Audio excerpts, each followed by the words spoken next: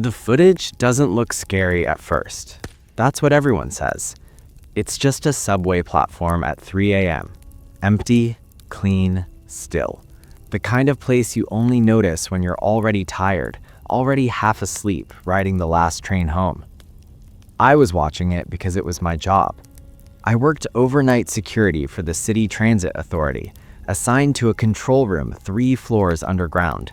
No windows, no clocks you could trust, just rows of monitors, each one showing a different station, a different angle, a different version of emptiness. Most nights, nothing happened. The job was simple. Watch the feeds, log anything unusual, call it in if needed. At 2:58 a.m., the station labeled Platform C, eastbound, flickered slightly on my screen. I remember checking the timestamp because something about the image felt wrong. Not alarming, just off. The platform was empty, benches clear, tracks dark, advertisements glowing softly against tiled walls. But the lighting was uneven.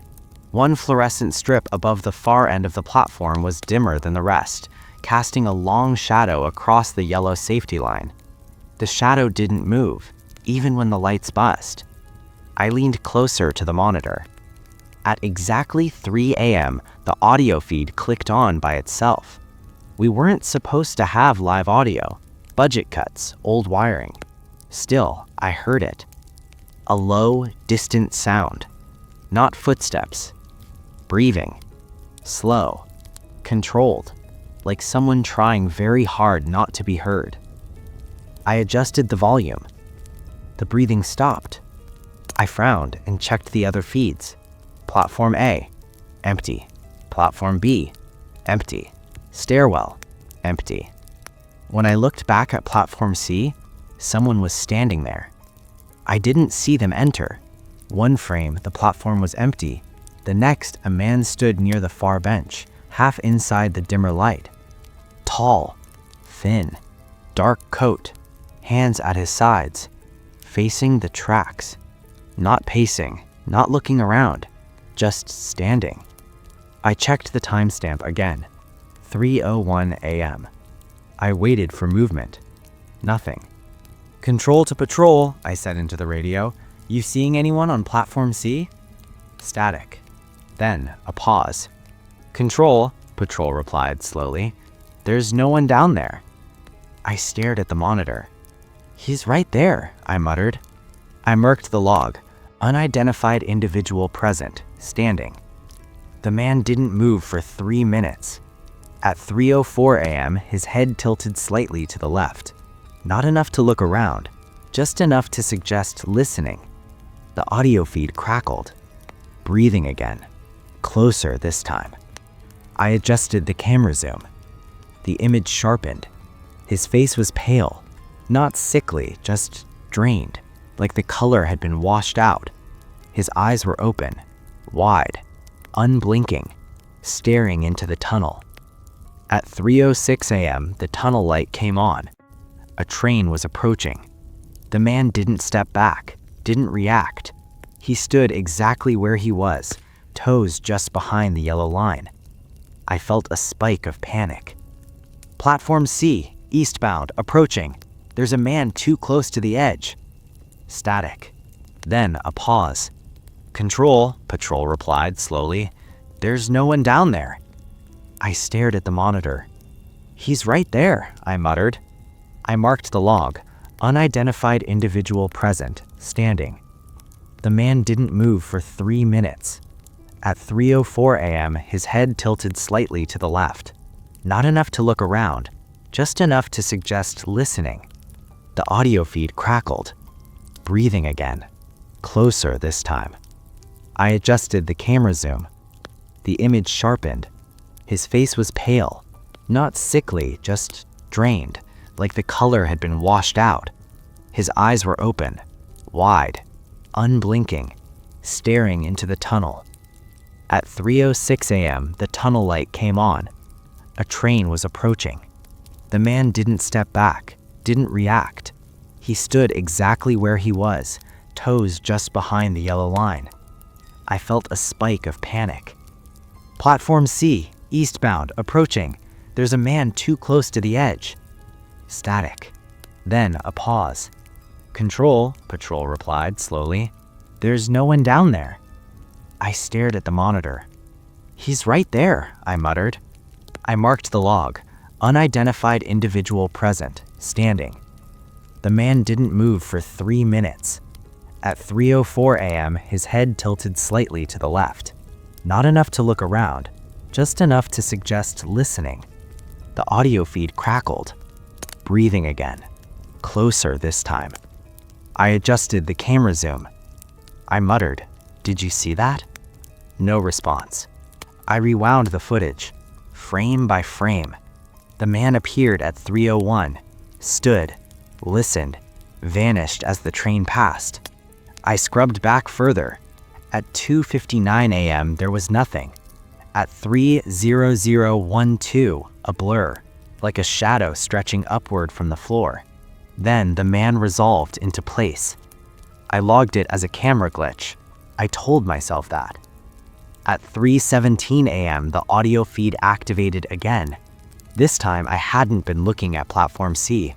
When I switched back, the platform was empty, but the breathing was louder, uneven, as if someone were standing very close to the microphone. "Hello?" I said, without thinking. The breathing stopped. Then footsteps echoed through the audio. Slow, measured, coming closer.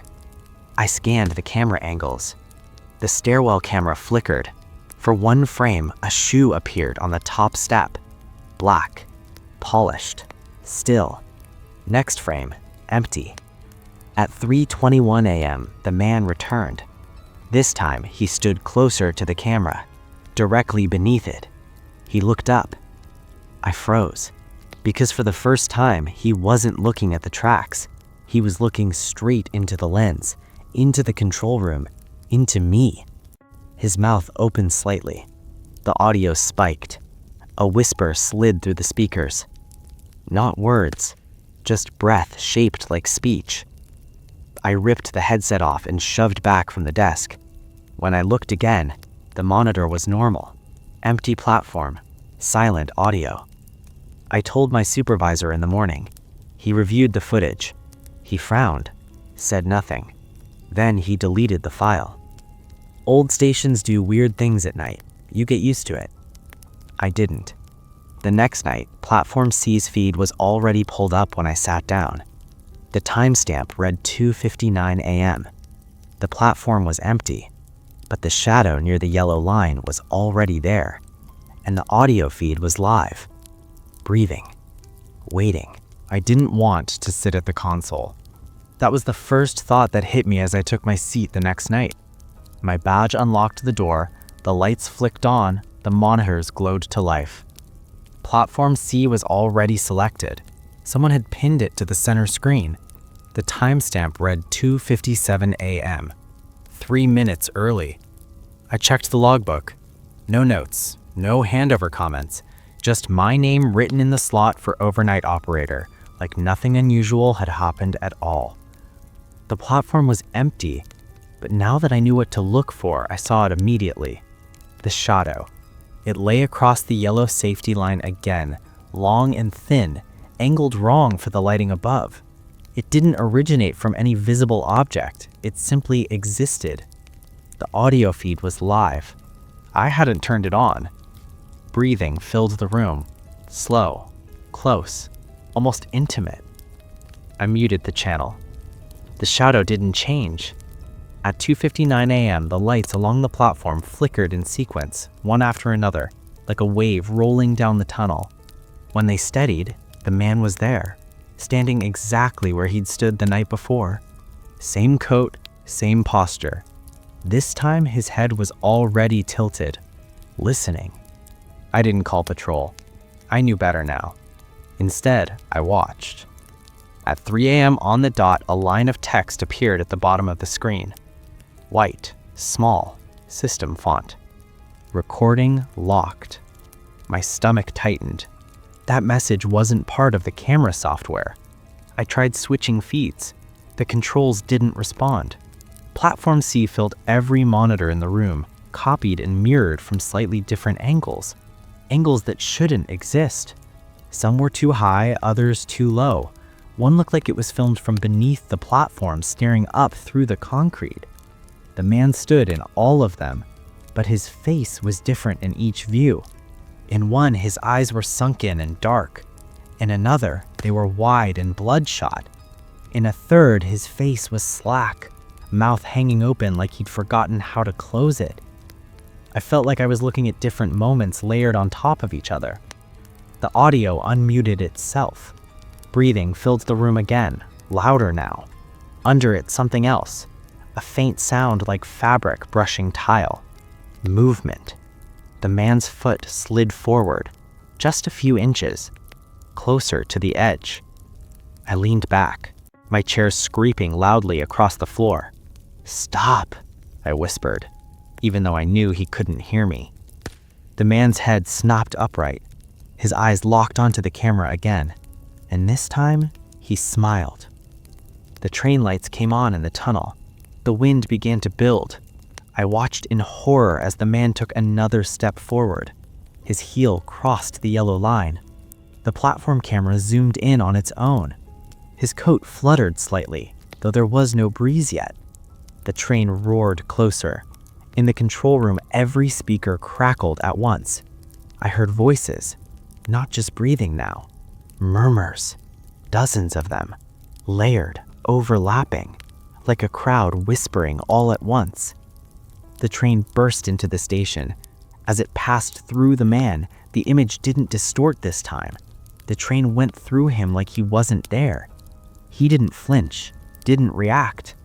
When the last car cleared, he was still standing, unmoved, unchanged. The train doors opened.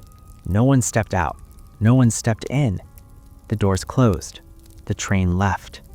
The man turned his head slowly toward the stairs. Then he walked. I finally saw him move fully. His steps were smooth, unhurried, perfectly balanced. He walked past the benches, past the trash cans, toward the stairwell. The stairwell camera came alive. He began to climb. Each step echoed through the speakers, heavy and hollow. Halfway up, he stopped, looked directly into the camera mounted above the stairs, into me. He opened his mouth and spoke. I missed my stop. The words came through clear and close, as if he were standing beside my chair. The control room door rattled behind me. Once, twice, slow, deliberate. I didn't turn around. The man resumed climbing. When he reached the top of the stairs, the camera feed froze. The timestamp continued ticking. 3:06, 3:07, 3:08. Then the screen cut to black. All of them. The lights in the control room dimmed. The audio went silent. I sat perfectly still, afraid that any movement might make whatever was happening real in a way I couldn't undo. Behind me, I heard breathing.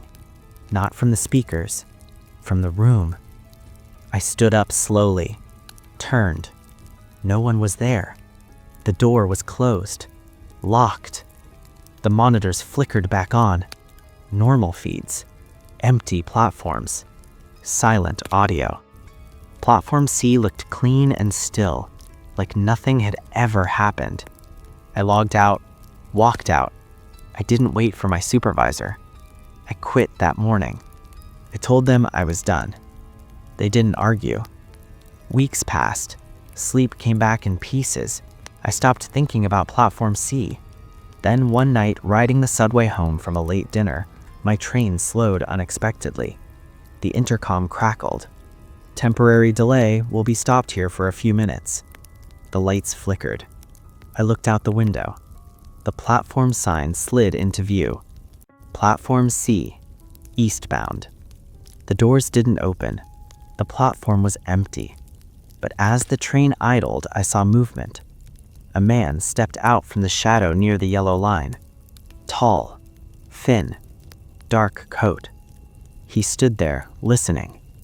Then he looked up, straight at the train, straight at me, and smiled. The lights went out. The train lurched forward. When the lights came back, the platform was gone. At home that night, unable to sleep, I searched online. Buried in transit forums and archived news articles, I found it. A report from years ago. A man found dead on Platform C at 3:02 a.m. No witnesses, no suspects. Cause of death listed as accidental fall. One detail stood out. Security footage from that night had been corrupted, except for one file, timestamped 3 a.m. The file name was simple, recording locked, and according to the archive, it was still running.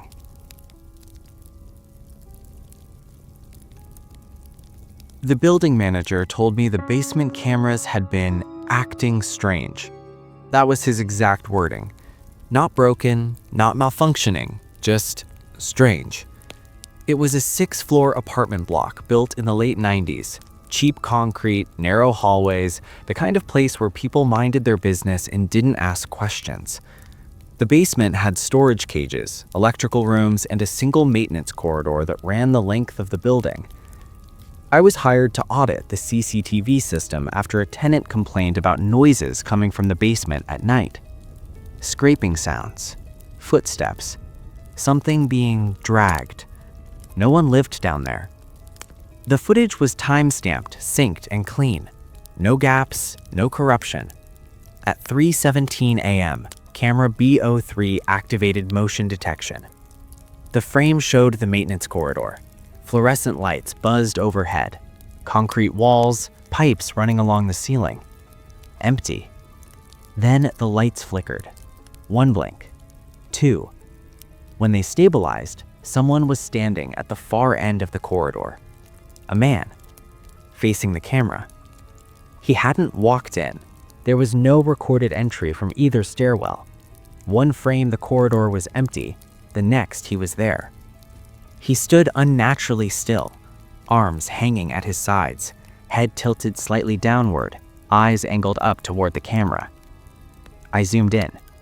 The resolution sharpened his face. He looked tired, deep lines carved into his cheeks, lips slightly parted like he'd been breathing through his mouth for a long time. At 3:18, he took 1 step forward, then another. His footsteps didn't echo. That was the first thing that bothered me. Concrete corridors echo, even barefoot. But the audio feed was silent. At 3:19, he stopped directly beneath the camera, so close that only the top half of his head was visible. He leaned back and stared directly into the lens. His eyes were bloodshot. Not wide, not manic, just exhausted, like someone who hadn't slept in weeks. His mouth moved. The microphone picked up nothing. At 3:20, the lights flickered again. When they came back, the man was gone. No exit recorded. No stairwell activity. Nothing. The next night, the footage triggered again. 3:17 a.m. Same camera. This time, 2 figures stood in the corridor. A woman and a child. The woman's head was bowed. Her hair hung forward, obscuring her face. The child stood slightly behind her, gripping the back of her coat. Neither of them moved. For 3 full minutes. At 3:20, the child looked up, straight at the camera, and smiled. By the 4th night, I stopped pretending this was a technical issue. The timestamps never changed. 3:17 a.m. Every time. I stayed late watching the feeds live. At 3:16, the basement was empty. At 3:17, the corridor lights dimmed, and they appeared. This time, there were 3. The man from the first night, the woman, the child. They stood in a line, facing the camera, perfectly still. I noticed something new. Their shadows didn't match the overhead lights. They stretched backward, deeper than they should have, pooling unnaturally along the floor. At 3:18, the man lifted his hand, slowly, painfully. He pointed down the corridor, toward the electrical room. The door to the electrical room creaked open. The camera feed jittered as if struggling to process movement in low light. Something moved inside the room, low, dragging. The child took a step forward. The woman grabbed his shoulder. Her head snapped up. Her face was wrong. Her mouth hung open far wider than humanly possible. Jaw stretched as if unhinged. Her eyes were sunken pits, dark and wet. She screamed. The audio feed finally activated. It wasn't loud. It was close, like she was screaming directly into my ear. The feed cut. When it returned, the corridor was empty, except for the electrical room door, wide open. The building manager told me something the next morning. A fire had happened 15 years ago, an illegal electrical setup, a family living in the basement storage area. They were trapped. None of them made it out. The fire report listed the time of death as 3:17 a.m. I resigned that day, but the footage didn't stop. The final clip was emailed to me weeks later. Different camera. The stairwell leading up to my own apartment floor. Timestamp 3:17 a.m.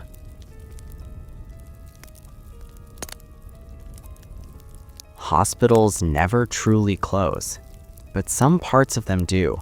Ward C-12 had been shut down after a patient attack left 2 nurses injured. The floor was sealed, lights turned off, doors locked with keycard access only. My job was to review archived CCTV footage after a technician noticed a regular power drain from the inactive ward. The cameras were supposed to be dormant. They weren't. At 2:59 a.m., the hallway camera activated. The ward lights flickered on by themselves. Beds lined the corridor, curtains half drawn. Medical equipment sat untouched, coated in dust. A gurney rolled slowly into frame, no one pushing it. It stopped beneath the camera. The sheet covering it shifted.